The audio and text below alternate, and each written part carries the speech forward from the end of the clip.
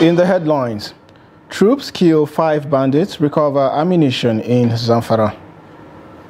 EFCC to commence fresh money laundering charges against Fani Kayode, others. Serap CJID sue NBC, others over 5 million naira fine imposed on TV channel. And on the international scene, Third Sudan truce fails to hold as hundreds flee. Hello and welcome to News Update on Trust TV. I am Sagir Ibrahim.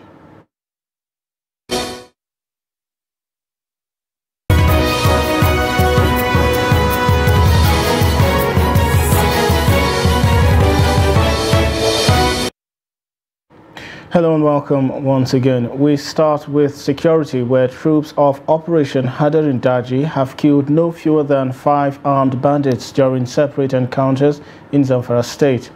It was gathered that the troops, while on regular routine patrol at Domri district of Bakura local government area of Zamfara, had credible intelligence on bandits' movement with large numbers of rustled cattle. The troops swiftly mobilized to their routes, and a heavy gun battle occurred with armed bandits near Galadime village in the Domri district under the Bakura local government area of the state. After the encounter, 3 armed bandits were neutralized, while others fled with several gunshot wounds, abandoning the rustled animals.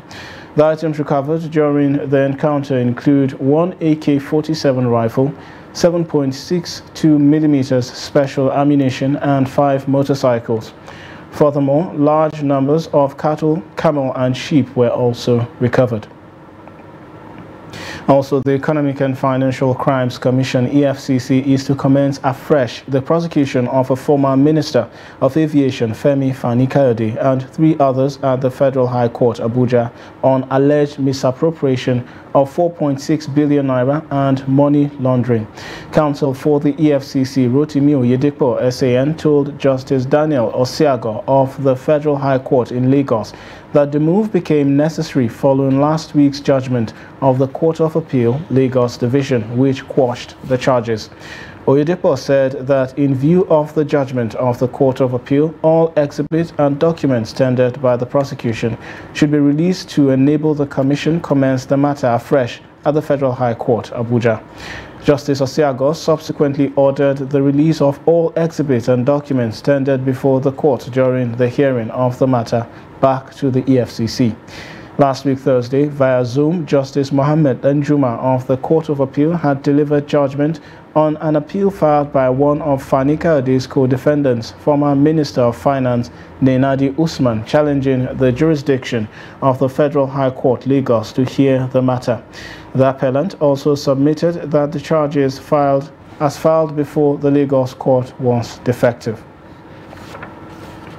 Also, the Incorporated Trustees of the Socio-Economic Rights and Accountability Project, SERAP, and the Center for Journalism, Innovation and Development, CJID, have asked the Federal High Court sitting in Lagos to determine whether the arbitrary fine of 5 million naira imposed on Channels Television by the National Broadcasting Commission is not in breach of the principles of fair hearing and right to access to information by the public.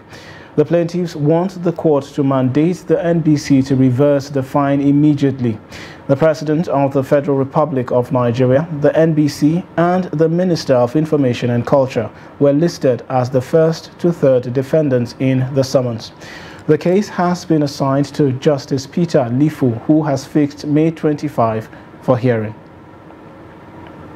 Also, the Ebonyi State Election Petition Tribunal has been directed to relocate to Federal Capital Territory, Abuja, with immediate effect. Chief Judge of the Court of Appeal, Monica Mensem, gave the directive.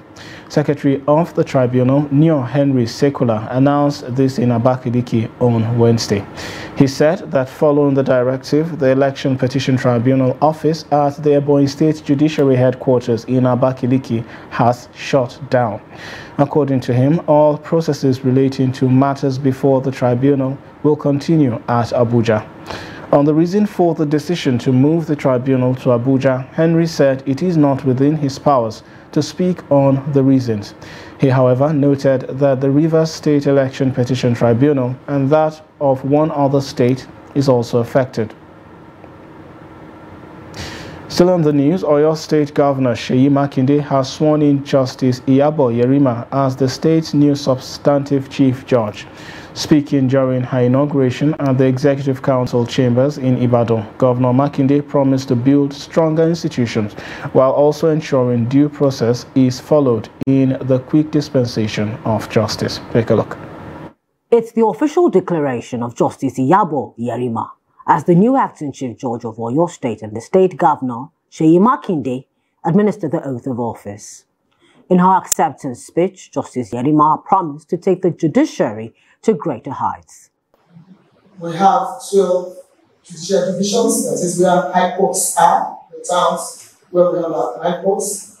And we have, I think, administrative districts. We have 19 administrative districts. All of our courts require a lot of renovation. I did that when I came to defend our budget last year. Justice Iyabo Yerima is assuming office at a time when justice dispensation appears to be at its lowest ebb.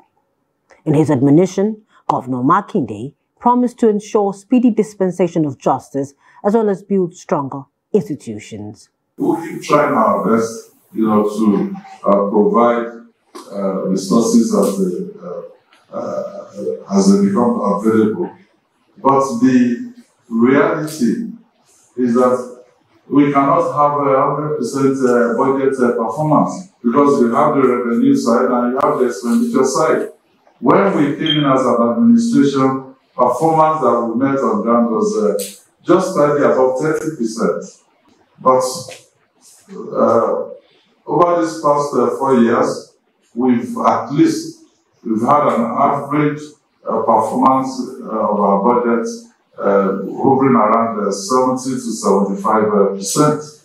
The governor urged the chief judge to hit the ground running while also promising to create a more conducive environment for the smooth dispensation of justice. Still talking justice, the Economic and Financial Crimes Commission on Tuesday arraigned the Speaker of Ondo State House of Assembly, Bamidele Oloyelogun, before the State High Court in Akure over alleged fraud. The lawmaker representing Akoko Southwest Constituency 1 at the Ondo State House of Assembly, Felemu Bankole, and a civil servant, Shegun Oyadeyi Bankole, were also arraigned along with Oloyelogun. The defendants pleaded not guilty to the allegations leveled against them. Counsel to the EFCC, Kingsley Kudus, who prayed the court to remand the defendants at the Olukuta Correctional Facility in Akure, argued that though they had pleaded not guilty, the defendants were still in the hands of the court while the trial continues. Also, counsel to the defendants, Femi Emudamuri, told the court that he was fully prepared for the commencement and continuation of the trial and asked the court to strike out EFCC's prayer for remand, saying the administrative bail application on the defendants was still active. In his ruling, Justice Adegboyega Adebusoye asked that the defendants be granted administrative bail till the next hearing, before adjourning the case till May 18, 2023 for proper hearing. Also, the trial of the pastor of House on the Rock Refugee Church, Abuja, Uche Aigbe, on charges of alleged unlawful possession of a firearm has been stalled due to the absence of his counsel in court. The counsel, Uche Uzuku, was not in court due to claims that he has other engagements before an election petitions tribunal. At the day's proceedings, Magistrate Abdul Aziz Ismail drew the attention of the court to a letter by Uzuku seeking adjournment of the trial at his instance. Magistrate Ismail noted that the adjournment was at the instance of the defense counsel, whom he said was absent in court due to a matter he had at an election tribunal. He adjourned the matter in the interest of justice until May 2nd for the continuation of trial in the criminal charges. The police had charged Mr. Uche Aigbe, Promise Ukachukwu, and Olakunle Ogunleye with criminal conspiracy, illegal possession of a prohibited firearm, inciting disturbance, and criminal intimidation, which they pleaded not guilty.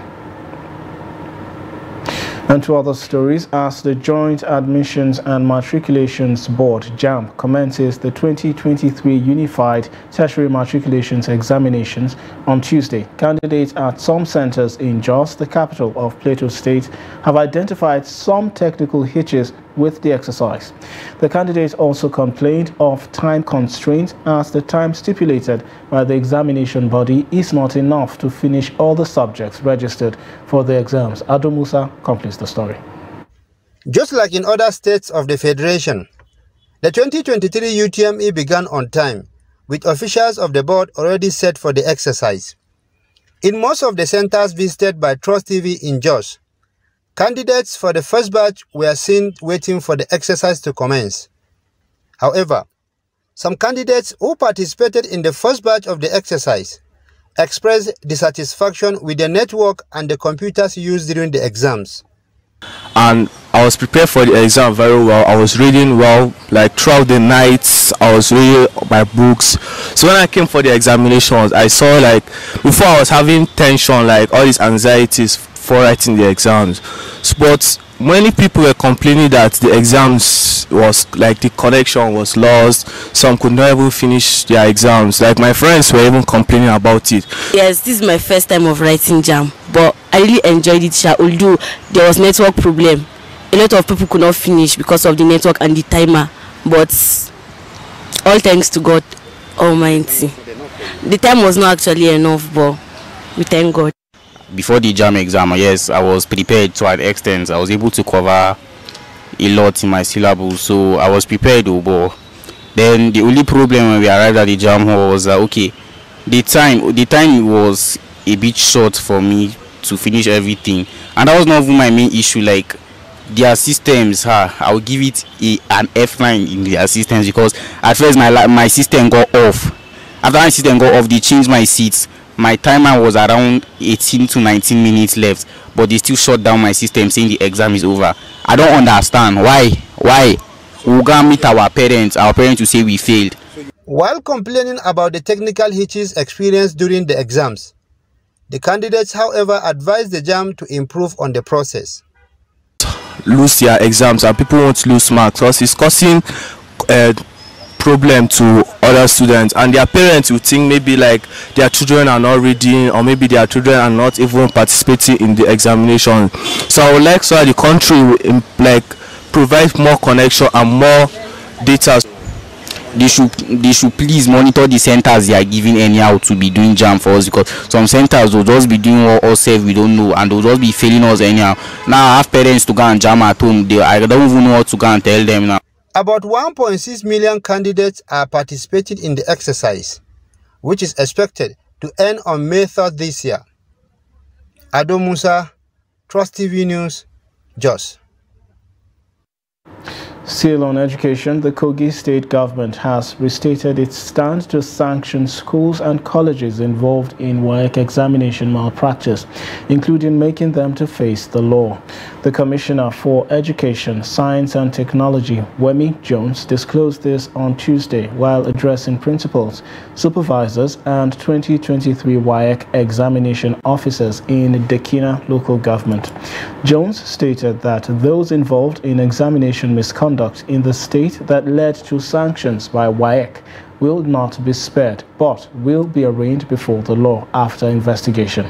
The Commissioner for Education explained that WAEC results analysis from 2022 indicated that a total of 61 schools were derecognized and 14 schools warned in the past in this direction. He described the issue of examination misconduct in schools in the state as unacceptable, insisting that heads will roll to serve as deterrent for others, since the state government has zero tolerance for examination malpractices. You're watching News Update on Trust TV. Still to come, we take a look at security of telephone conversations. This and more when we return.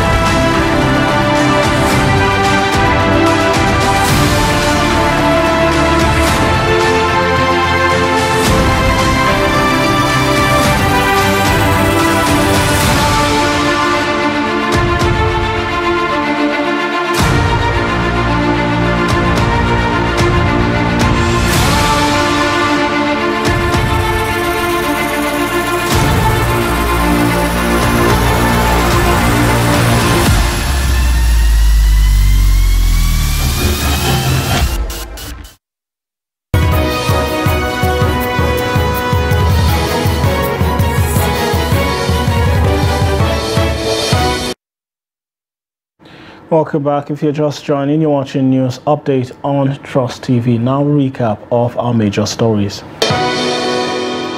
Troops kill 5 bandits, recover ammunition in Zamfara.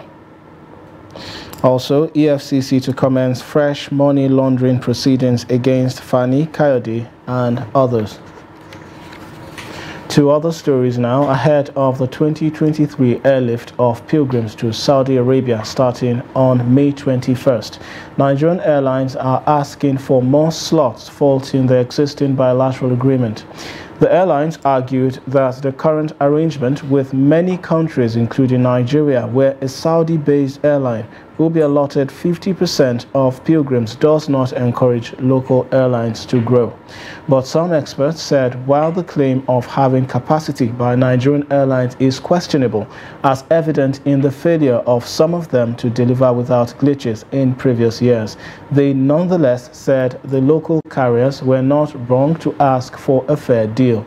Saudi airline Flynas is expected to convey 40% of the pilgrims, while 6 Nigerian carriers participating in the airlift are expected to convey 60%.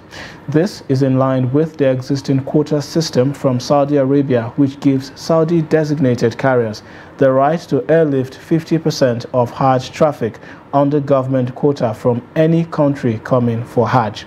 The development has continued to generate mixed feelings in the aviation industry, with stakeholders querying the arrangement and calling for a level playing field for all participating carriers, even though the arrangement and agreement predates the present and immediate past NARCON leadership.